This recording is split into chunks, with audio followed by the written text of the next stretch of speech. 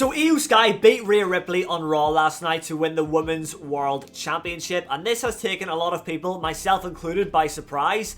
I thought for sure we were getting two of WWE's best powerhouses in the female division going head to head for the ultimate clash for the title at WrestleMania, being Rhea Ripley and Bianca Belair. But no, WWE have threw a spanner in the works and they've actually made Io Sky champion, which was a big surprise. I kind of thought, like, you know, it could happen, but I was very confident that Rhea Ripley would win, especially since she had to vacate the title in the first place, to then have a massive rivalry with Liv Morgan when she came back to eventually win back the title, only to have like a match against Nia Jax to defend her title, and that might have been the only title defense that Rhea Ripley had before she lost it last night. I'm not too sure. I mean, a lot of champions don't really defend on pay-per-view, so it's hard to remember. Like, maybe she defended on Raw, I don't know. But she lost the title on Raw, and she lost the title in a way that is going to make her road to WrestleMania very, very interesting. So a lot of people are angry about the way this match finished and the way it went down, because Bianca Belair started to get involved a little bit.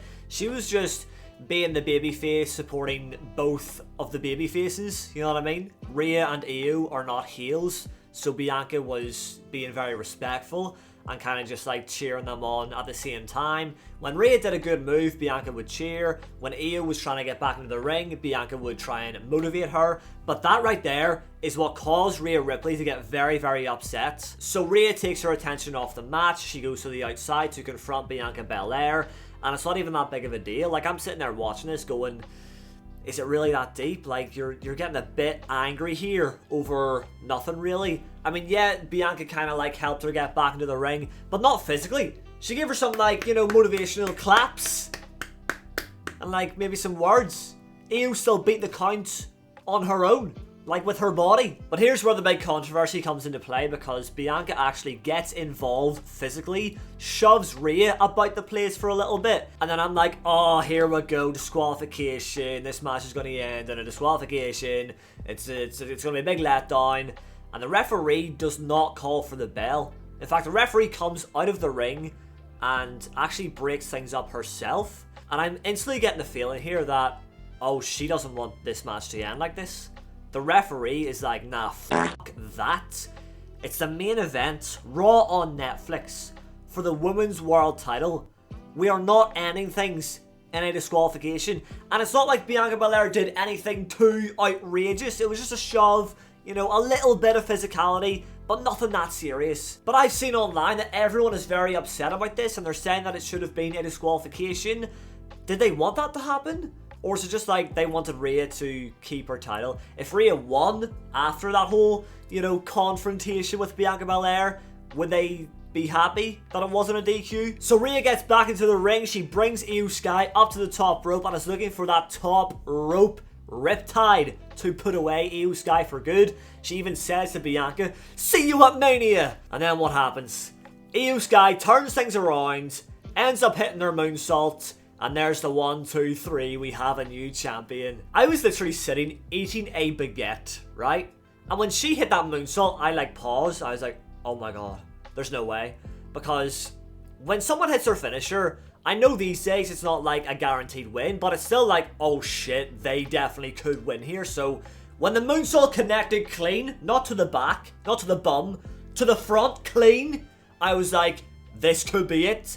And of course, when Io went for the pin, it was it. The 3 count was there, and Io Sky won the title. So I'm making this video to really solidify the reason as to why this ended the way it did.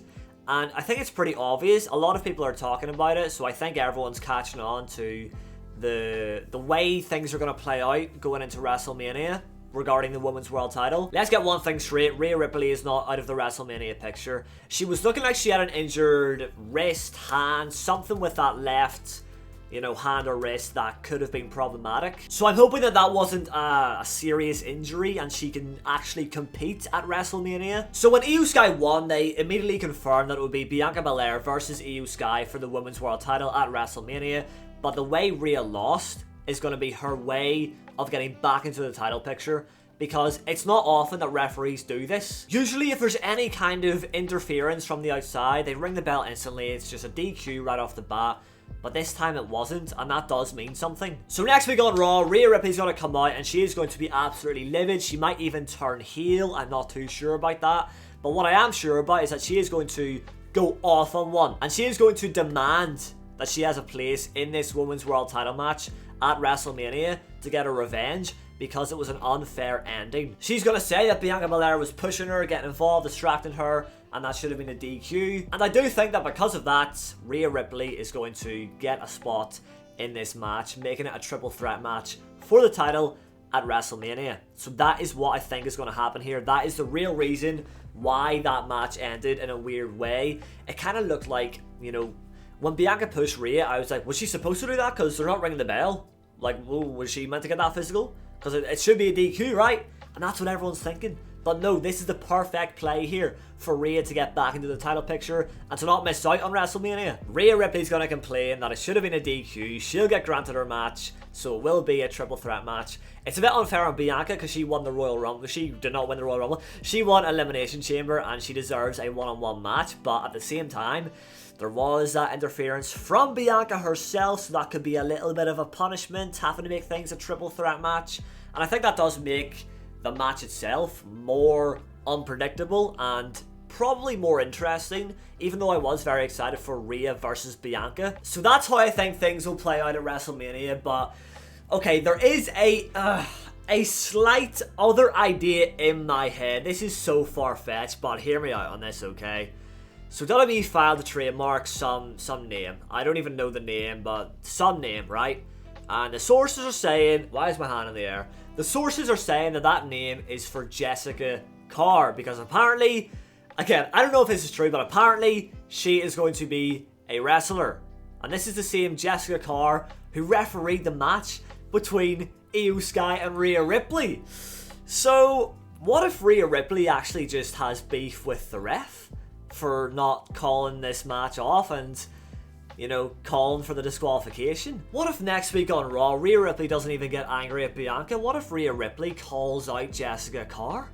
She's like, get the referee out here.